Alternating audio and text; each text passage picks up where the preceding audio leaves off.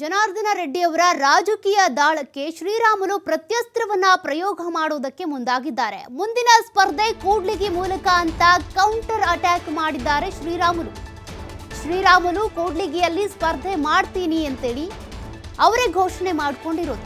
ರಾಮುಲು ಕೂಡ್ಲಿಗಿಯಲ್ಲಿ ಸ್ಪರ್ಧೆ ಮಾಡದಂತೆ ರೆಡ್ಡಿ ತಂತ್ರಗಾರಿಕೆ ಹೆಣಿತಾ ಇದ್ರೆ ಅದಕ್ಕೆ ಕೌಂಟರ್ ಅಟ್ಯಾಕ್ ಕೊಡುವುದಕ್ಕೆ ಈಗ ರಾಮುಲು ಸಿದ್ಧರಾಗಿದ್ದಾರೆ.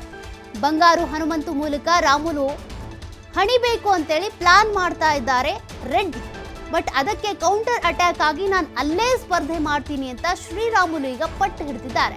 ಮುಂದಿನ ಸ್ಪರ್ಧೆ ಕೂಡ್ಲಿಗಿ ಫಿಕ್ಸ್ ಅಂತ ರೆಡ್ಡಿಗೆ ಶ್ರೀರಾಮುಲು ಈಗ ಕೌಂಟರ್ ಕೊಟ್ಟಿರೋದು. ಗೋಡಾ ಹೈ ಮೈದಾನ್ ಹೈ ಓಡಿಸೋಣ ಅಂತ ಶ್ರೀರಾಮುಲು ಹೇಳಿರೋದು. ಕುದುರೆನೂ ಇದೆ, ಮೈದಾನನೂ ಇದೆ, ಓಡಿಸೇ ಬಿಡೋಣ, ಸ್ಪರ್ಧೆ ಹಿಡಿಯೋದು ಖಚಿತ ಅಂತ ಶ್ರೀರಾಮುಲು ನಿರ್ಧಾರ ಮಾಡಿಕೊಂಡಿದ್ದಾರೆ. ನನ್ನ ನಿರ್ಧಾರ ಯಾವುದೇ ಕಾರಣಕ್ಕೂ ಬದಲಾಗಲ್ಲ, ಯಾರೇ ಅಡ್ಡ ಬಂದರೂ ಕೂಡ ನನ್ನ ಸ್ಪರ್ಧೆ ಖಚಿತ ಅಂತ ಶ್ರೀರಾಮುಲು ಅವರು ಹೇಳಿರೋದು. ಅಲ್ಲಿಗೆ ಗಾಲಿ ಜನಾರ್ದನ ರೆಡ್ಡಿ ಅವರು ಹೆಣಿತಾ ಇರುವಂತಹ ತಂತ್ರಗಾರಿಕೆ ಏನಿದೆ ಆ ತಂತ್ರಗಾರಿಕೆಗೆ ಈಗ ಪ್ರತ್ಯಸ್ತ್ರವನ್ನ ಪ್ರಯೋಗ ಮಾಡೋದಕ್ಕೆ ಶ್ರೀರಾಮುಲು ಸಿದ್ಧರಾಗಿದ್ದಾರೆ.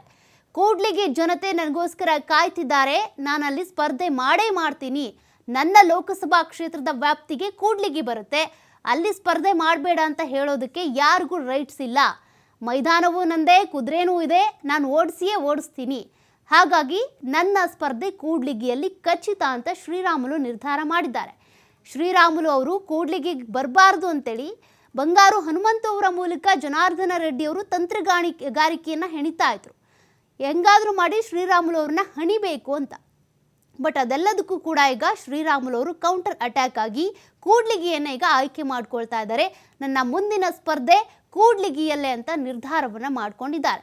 ಅಲ್ಲಿಗೆ ಗಾಲಿ ಜನಾರ್ದನ ರೆಡ್ಡಿ ಹಾಗೂ ಶ್ರೀರಾಮುಲು ಅವರ ಸ್ನೇಹ ಸಂಪೂರ್ಣವಾಗಿ ಹಳಿಸಿದಂತೆ ಆಯಿತು. ಇವರಿಬ್ಬರನ್ನ ಸಂಧಾನ ಮಾಡಬೇಕು ಅಂತ ಹೈಕಮಾಂಡ್ ಪ್ರಯತ್ನ ಮಾಡ್ತಾ ಇದೆ.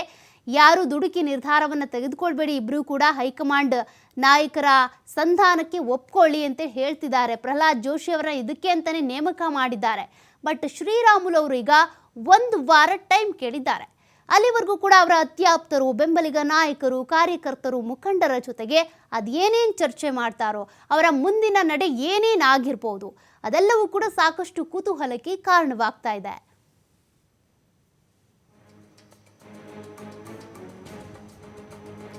ನೋಡಿ, ಗಾಲಿ ಜನಾರ್ದನ ರೆಡ್ಡಿ ಹಾಗೂ ಶ್ರೀರಾಮುಲು ಅಂತ ಬಂದರೆ ಬಳ್ಳಾರಿಯ ಒಂದು ರೀತಿ ಕಟ್ಟಾಳುಗಳು, ಬಳ್ಳಾರಿಯನ್ನ ಆಳುವಂಥ ನಾಯಕರು ಅಂತೇಳಿ ದೋಸ್ತಿಗಳು, ಕುಚಿಕ್ಕು ಗೆಳೆಯರು ಅಂತ ಕರೆಸ್ಕೊಳ್ತಾ ಇದ್ರು.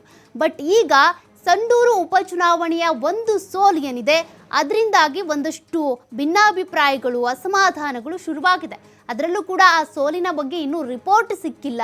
ಅದರ ಬೆನ್ನಲ್ಲೇ ರಾಧಾ ಮೋಹನ್ ದಾಸ್ ಅಗರ್ವಾಲ್ ಅವರು ಆ ಸೋಲಿನ ಹೊಣೆಯನ್ನ ಶ್ರೀರಾಮುಲು ಅವರಿಗೆ ಕಟ್ಬಿಟ್ರು. ಅಲ್ಲಿಂದ ಶುರುವಾದಂಥ ಒಂದು ಬೆಂಕಿ ಕಿಡಿ ಈಗ ಕೂಡ್ಲಿಗಿವರೆಗೂ ಕೂಡ ಹರಡ್ತಾ ಇದೆ. ಕೂಡ್ಲಿಗಿಯಲ್ಲಿ ನನ್ನ ಮುಂದಿನ ಸ್ಪರ್ಧೆ ಅಂತ ಶ್ರೀರಾಮುಲು ಅವರು ಡಿಸೈಡ್ ಮಾಡ್ಕೊಂಡಿರೋದು. ಮತ್ತೊಂದು ಕಡೆ ಜನಾರ್ದನ ರೆಡ್ಡಿ ಅವರು ಶ್ರೀರಾಮುಲು ಕೂಡ್ಲಿಗಿಗೆ ಬರಬಾರ್ದು, ಆ ರೀತಿಯಾಗಿ ನಾನು ಕಂಟ್ರೋಲ್ ಮಾಡ್ತೀನಿ ಅಂತೇಳಿ ಅವ್ರ ತಂತ್ರಗಾರಿಕೆಯನ್ನು ಹೆಣಿತಾ ಇದ್ದಾರೆ. ಬಟ್ ಅದೆಲ್ಲದಕ್ಕೂ ಕೂಡ ಶ್ರೀರಾಮುಲು ಅವ್ರು ಬಗ್ತಾರಾ? No chance. ಅವ್ರೀಗ ಹೇಳ್ತಾ ಇರುವಂಥದ್ದು, ಕುದುರೆ ಇದೆ ನನ್ನ ಹತ್ರ, ಮೈದಾನ ಇದೆ, ನಾನು ಓಡಿಸ್ತೀನಿ, ಕೂಡ್ಲಿಗಿ ನನ್ನ ಲೋಕಸಭಾ ಕ್ಷೇತ್ರಕ್ಕೆ ಅದ್ರ ವ್ಯಾಪ್ತಿಗೆ ಬರುತ್ತೆ, ಹಂಗಿದ್ಮೇಲೆ ಯಾರು ಪರ್ಮಿಷನ್ ಬೇಕು ನಾನು ಸ್ಪರ್ಧೆ ಮಾಡೋದಕ್ಕೆ? ಕೂಡ್ಲಿಗಿ ಜನರು ಕೂಡ ನನ್ನ ಸ್ಪರ್ಧೆಗೋಸ್ಕರ ನಾನು ಬರಲಿ ಅಂತ ಕಾಯ್ತಿದ್ದಾರೆ, ನಾನು ಸ್ಪರ್ಧೆ ಮಾಡೇ ತೀರ್ತೀನಿ ಅಂತ ಶ್ರೀರಾಮುಲು ಅವ್ರು ಹೇಳಿರೋದು. ಈಗ ಹೈಕಮಾಂಡ್ ಎಷ್ಟೇ ಟ್ರೈ ಮಾಡಿದರೂ ಕೂಡ ಇವರಿಬ್ಬರನ್ನ ಸಂಧಾನ ಮಾಡೋದಕ್ಕಂತೂ ಆಗೋದಿಲ್ಲ. ಯಾಕೆಂದರೆ ಇಬ್ಬರೂ ಕೂಡ ಒಬ್ಬರ ಮೇಲೆ ಒಬ್ಬರು ಕೆಸರೆರ್ಚ್ಕೊಳ್ತಾ ಇದ್ದಾರೆ. ಒಬ್ಬರಾದ್ಮೇಲೆ ಒಬ್ಬರು ಸುದ್ದಿಗೋಷ್ಠಿ ನಡೆಸಿದ್ರು, ಅವ್ರ ಮೇಲೆ ಇವ್ರ ಮೇಲೆ ಅವರು ಆರೋಪವನ್ನು ಮಾಡ್ಕೊಳ್ತಿದ್ದಾರೆ. ಬಟ್ ಇವರಿಬ್ಬರನ್ನೂ ಸಂಧಾನ ಮಾಡಿ ಪಕ್ಷಕ್ಕುಂಟಾಗುವಂಥ ಡ್ಯಾಮೇಜನ್ನು ಕಂಟ್ರೋಲ್ ಮಾಡಬೇಕು ಅಂತ ಹೈಕಮಾಂಡ್ ಒಂದಷ್ಟು ಪ್ರಯತ್ನ ಮಾಡ್ತಿದೆ. ಆ ಪ್ರಯತ್ನಗಳು ಈಗ ವಿಫಲವಾಗ್ತಾ ಇವೆ.